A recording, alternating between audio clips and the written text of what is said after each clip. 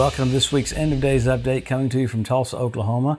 We had such a great time this last weekend there at Dayton, Ohio.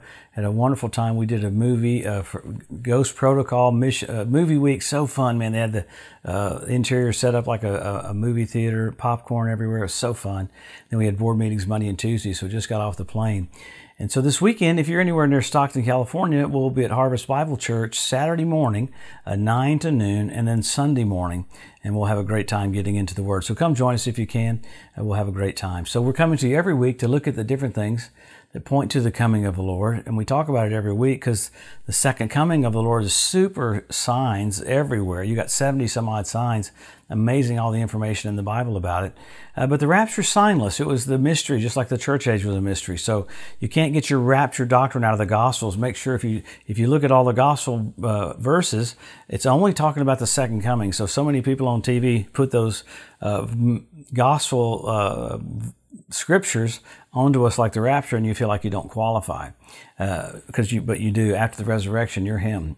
So we get into all that to look at how close we are, because if we can see what's going to happen just after the rapture, called the Ezekiel 38 war, we can see pretty close how we are. So it's remarkable. Most people are thinking, the second coming's right at hand, but really the rapture is going to happen about 7 or 7.5 years before the second coming. There could be a gap between the rapture of the church and the tribulation. The tribulation starts when the Antichrist signs an accord with Israel for 7 years. So you're seeing everything right now come to pass and set up, one nation after another, filling in their little slots and their pieces to show what's going to happen right after we leave. That's what's absolutely amazing. So we look at what happened around Israel, what happened around the world that points to that. So let's pick up on what's happened around Israel. Man, you had the Temple Mount Institute had what's called water libation. They came out up on the temple with about 70 people in their temple garb. I mean, they're doing these things to get ready for the third temple. It's so exciting. I've never heard of their water libation thing that they've done before. So this is the first time. So each week they're doing something to show to get ready for the third temple. Pretty amazing. And we talked about when you land at Ben Gurion Airport in Tel Aviv, they're making a straight train track straight to the Temple Mount. So you can go from the airport straight to the Temple Mount. Right now it's complicated how to get to the old city. They're going to make it uncomplicated so you can get right to the Temple Mount to have sacrifices. So that's all happening. And man, all over Israel, there's been so many more terrorist attacks, and there's a lot of stuff happening with the West Bank. You've got marchers going up into the West Bank. You have the conservative side of Israel politics saying we're going to blow into the West Bank, start building, and that's freaking all the other people out that don't like the borders from the Six-Day War in 1967. And I think that's where all the stuff's going to break loose, is that one little area. But there's terrorist attack after terrorist attack after terrorist attack. I don't get into all of them because there's so many come up on my phone on Jerusalem Post. It's like, oh my God, another one, another one, another one. Because people are acting out weirdness because that pressure's on the earth right now for the coming of the Lord. So it's pretty radical. One thing after another. I mean, if you got into all of it, the maritime deal with Lebanon, there's all this pressure on Israel. Looks like Lebanon got a better deal, and it was gonna calm Hezbollah down. So both sides say something different about everything that's happening, but really, probably the most interesting thing that happened this last week is several of them are with Iran. Iran's in the 4th week of massive protests all over the nation, how they're protesting the government. And the government's freaking out because it's getting so big, and they're using weaponry and hurting people. You even got Europe coming in, you got NATO coming in, you got the UN mouthing off that Iran's suppressing their people so bad it's hideous. Well, Iran, in the midst of that, they touted to the International Atomic Energy Agency how much uranium they've done. And a huge report came out yesterday by the International Atomic Energy Agency showing how Iran put those brand new generation centrifuges in, a huge amount of 7 great big ones, to where in a day they could do what they could do almost in a year. And it's a huge deal. The Atomic Energy Agency is kind of freaking out, going, does anybody not realize how fast this is happening at Fordow, the underground place? That tells me that Israel's either going to have to hit that place with bunker buster bombs, or they're going to do some cyber warfare. I mean, you had Russia this last week doing cyber warfare with America. It's crazy to see what's happening that really goes unannounced. But Israel's going to have to do something to keep Iran from getting a nuclear weapon. So right now it's talking about radically being fast-tracked with what they're doing. So With all of that, you have the verbiage coming from Russia. Russia's firing into the Ukraine. You saw what happened this last week when the bridge got blown up between Crimea and Russia. And so Russia's going ballistic. And their new general's name is General Armageddon. They touted that. His name's General Armageddon. And they're using these incinerator heat missiles going into the Ukraine, hitting schools, hitting whatever, with no thought pattern of how to save people. So it's completely heated up there. China sent drones into Taiwan. Taiwan called it a first strike. So you have general after general after general, probably about 7 or 8 that I read about this last week, that says we're already in World War III. So you're watching this week, Putin's meeting with a boss, Erdogan, Turkey's president's meeting with a boss, and with Putin. So you've got Russia, Iran, Russia, Turkey leaders, and Russia, Palestinian leaders meeting this week. And those are all the players that are set up for the tribulation period. So it's exciting. Why do we get into all this? Well, I heard someone say, well, why? You don't need to preach on end times. I hear people say that. Tell a quarterback in the last couple of minutes of a game not to look at the play clock. You look at the clock to know where you're supposed to be. So think about when Jesus walked into the towns, the demons cried out, have you come to torment us before the time?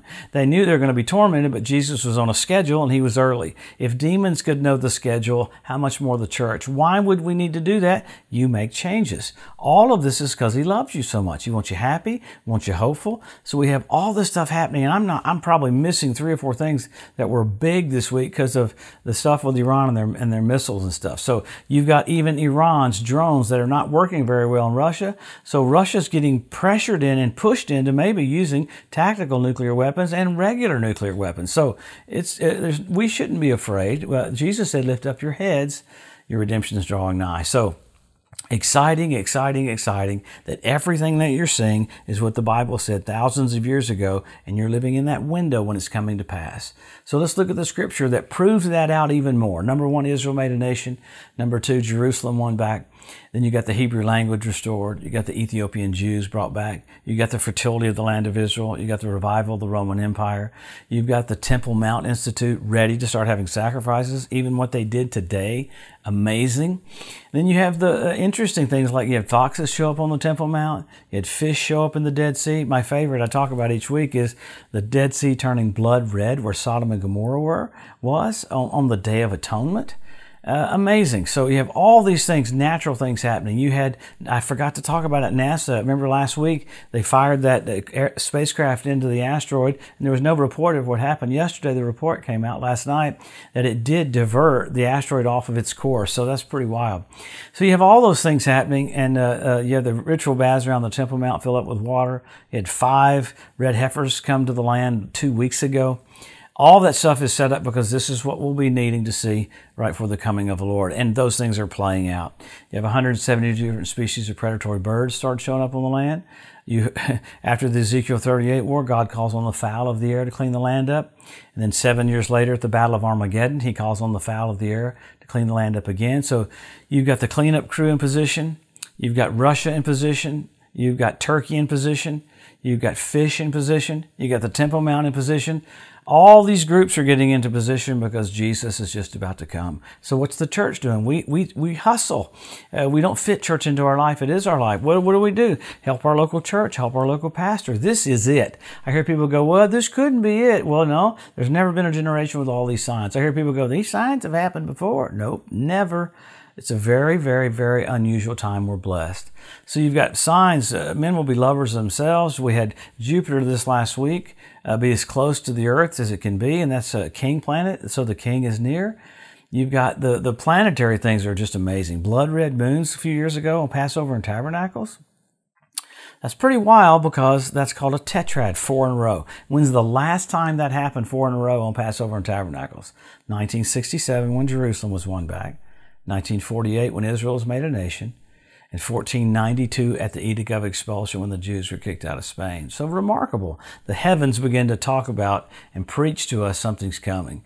It's so flawless. You had Kenneth Hagin born in 1917. One Jubilee later, 50 years, 1967, Jerusalem's won back. Amazing. So you have the Bethlehem Star, which is my favorite, which we really don't hear enough preaching about. But at the birth of Jesus, you had Regulus, a king planet, Jupiter, a king planet, Venus, a mother planet. Men are from Mars, women are from Venus. They all three came together at the birth of Jesus. The constellation was Virgo.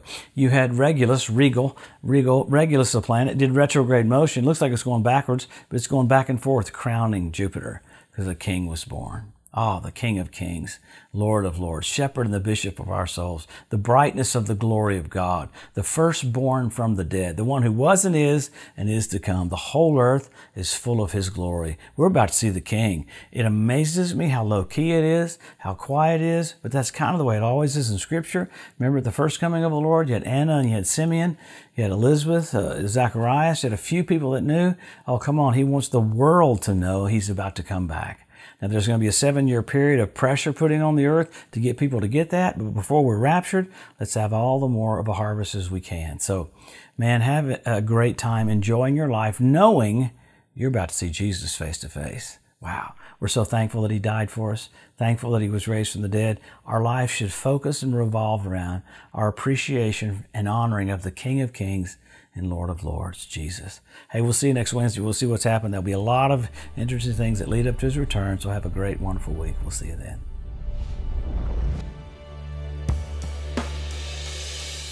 Thanks for joining us today at the End of Days Update. If you'd like to be notified every time there's a new post, just go to the edu at josephmorris.com and subscribe to receive email alerts.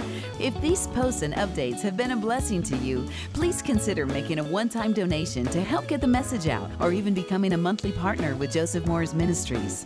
Thanks again for tuning in to the EDU, and we'll see you next week.